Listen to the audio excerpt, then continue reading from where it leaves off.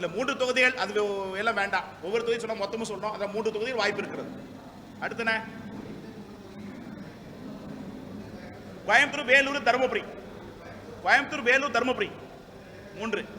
ஆமா. அடுத்த கேள்விகள்.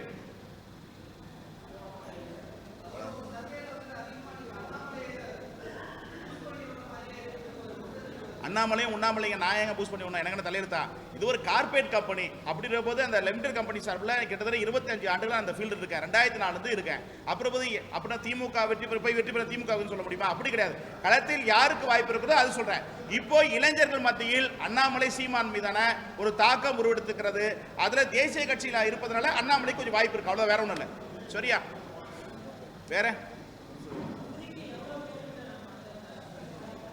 தொகுதிக்கு குறைஞ்சபட்சம் 300 கிட்டத்தட்ட 700 சூழ்நிலைக்கு ஏற்ற மாதிரி எடுக்கப்பட்டிருக்கும்.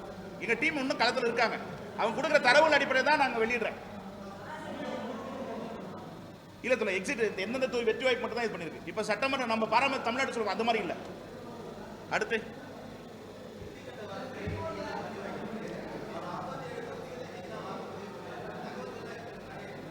டீம்ஸ் குழுவில் இருக்காங்க. என்னுடைய கம்பெனி நிறுவனங்கள் அங்கே ஸ்டாஃப் வேலை செய்யிருக்காங்க. அவங்க கொடுக்குற தகவல் அடிப்படையில் தான் நாங்கள் தகவல் வெளியிடப்படுறேன்.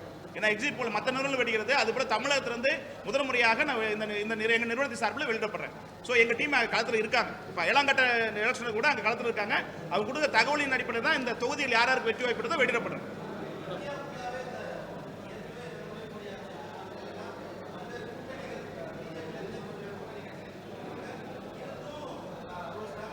பெரிய தாக்கம் இல்ல, மோடி முகத்திற்கான விழுகின்ற வாக்காக இருக்க ஒழிய மற்றபடி பெரிய ஒரு பாதிப்போ பெரிய ஒரு இதுவோ இந்த இன்ஃபேக்ட் அமையல. இந்த தேர்தலில் நிச்சயமாக இந்த ஆய்வு வெற்றி பெறும்.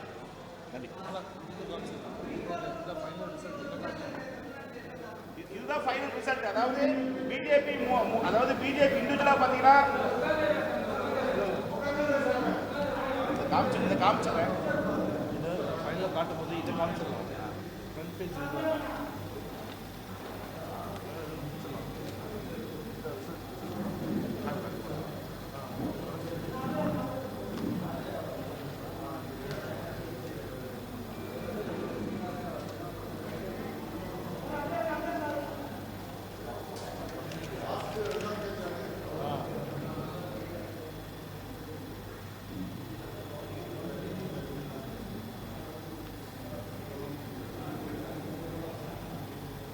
குழப்பங்கள் வேண்டாம், இதை ஒட்டி தான் அமையும்.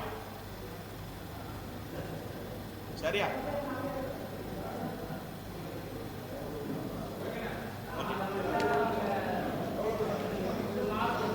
என்ன எங்க எப்படின்னா இல்ல பிஜேபி ஆட்சி பிடிக்குது, வேற ஒண்ணும் இல்ல. 3ஆம் முறையே ஆட்சி பிடிக்குது. வேறனா என்னங்க? ஆமா டிஃபரெண்ட் இருக்கு. அதாவது நான் அப்ப பாத்தீங்கன்னா கிட்டத்தட்ட பிஜேபி 5 இடத்துல இருக்கிற போது இப்ப குறைஞ்சிருக்கு. இப்ப பாத்தீங்கன்னா அதிமுக பாஜக ஒரு 4 இடத்துல தான் முன்னப்பின்ன மாறி இருக்க ஒழிய 35 தொகுதிகள் சால்ற திமுகவுக்கு வாய்ப்பு இருக்கிறது. ஏற்ற இருக்க வரும்போது நிச்சயமா 2 வெற்றி பண்ண 37 இடம், 35ல இருந்து 37 இடங்கள் திமுக சாதகமா இருக்கு. 1ல இருந்து 3 இடம் பிஜேபி சாதகமா இருக்கு. கொஞ்சம் முன்னப்பின்ன ஓட்டு வரும்போது மாறுவதற்கு வாய்ப்பு இருக்கிறது. சோ என்ன நான் சொன்னதுல இருந்து ஒரு 2 சீட்டு மாறுவதற்கு வாய்ப்பு இருக்கு.